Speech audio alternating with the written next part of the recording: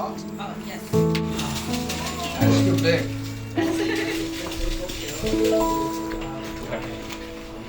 No, that's all. You look like Jessica. Oh, okay. Okay. Hey guys, you need us to go pick up the pig? Okay. Let's check it. Let's go in here. That's how we got in trouble. Oh, really?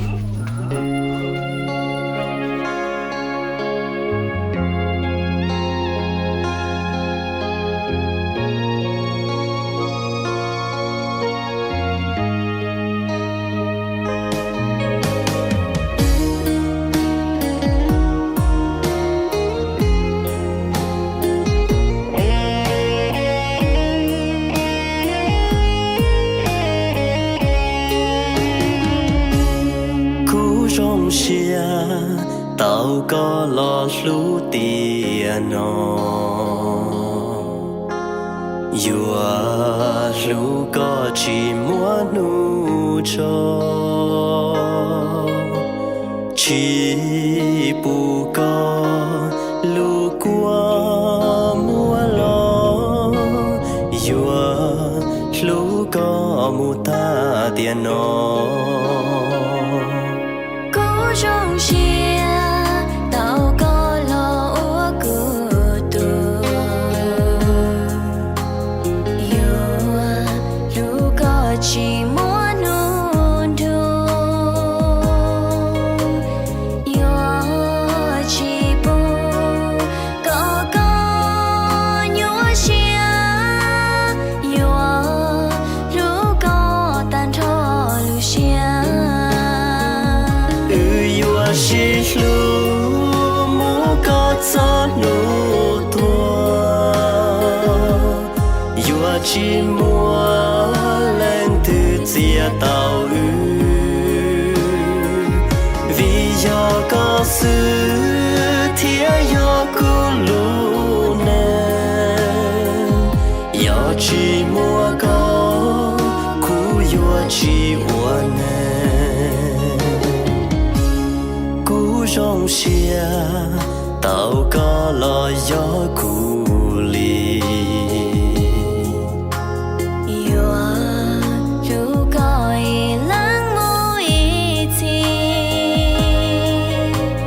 yêu chín thu mù lì yêu anh tròn đại có yêu lu có mu ta tiền nó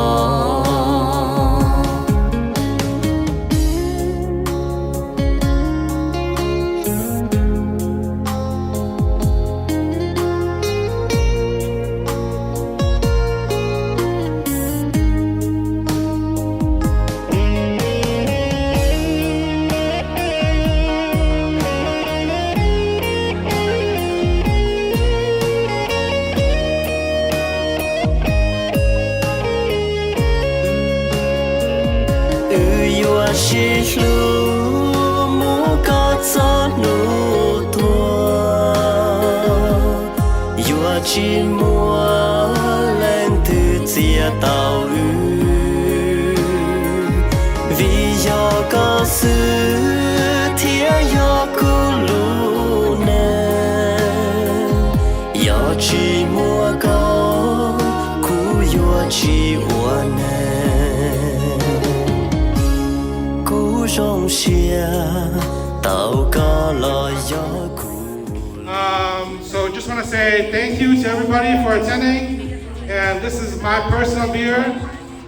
Most of you already have a house beer, but just want to say thank you for attending a wedding, and to Yibi Chun and Farah, all the blessings in the world. I love you guys. You guys are two wonderful people. So I just want to make a quick toast. Opa, Sana, 2 cups, okay? Thanks for attending, and stay and have some fun, right?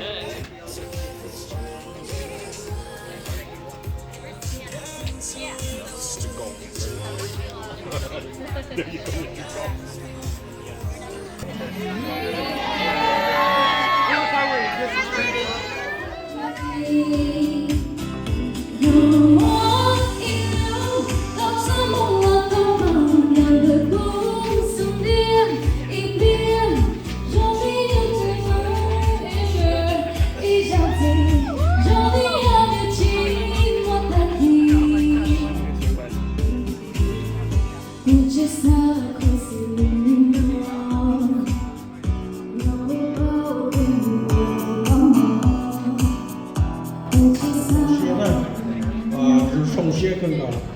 他也係廿六歲嘛，呢就碰到呢個日子就呢啲人就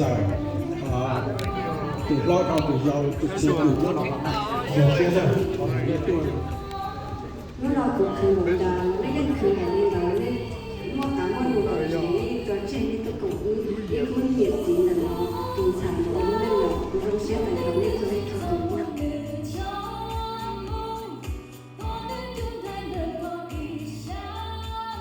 I don't have much to say, but I just want to thank everyone for coming to our wedding and being here, supporting us. We couldn't have asked for, better people to share, this moment. Lu sẽ chấp về thì ta nói chuyện tốt là đời của anh nhá. Một số lu anh nói sẽ một số thế này, một số ta nói ta có mấy cái tên này. Một số này đi qua, những số cái này, so một số ta nói.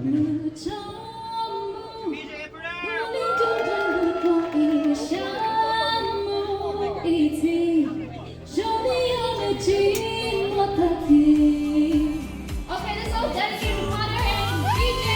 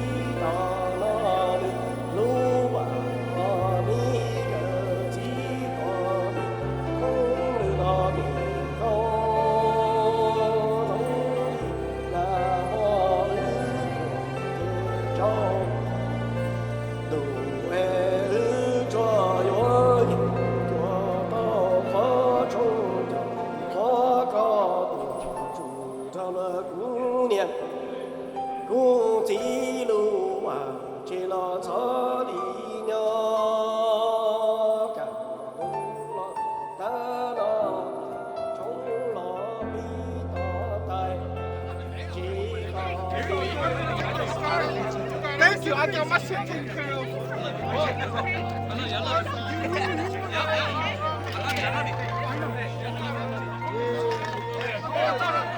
Hey, who's on this side?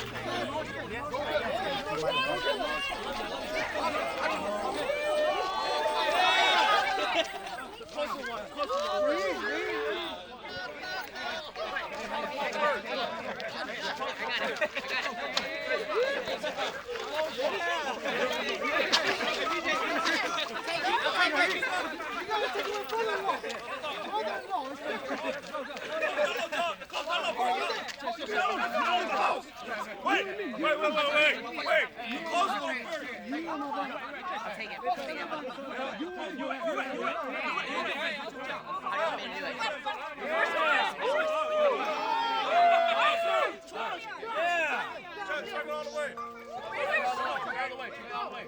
Yeah.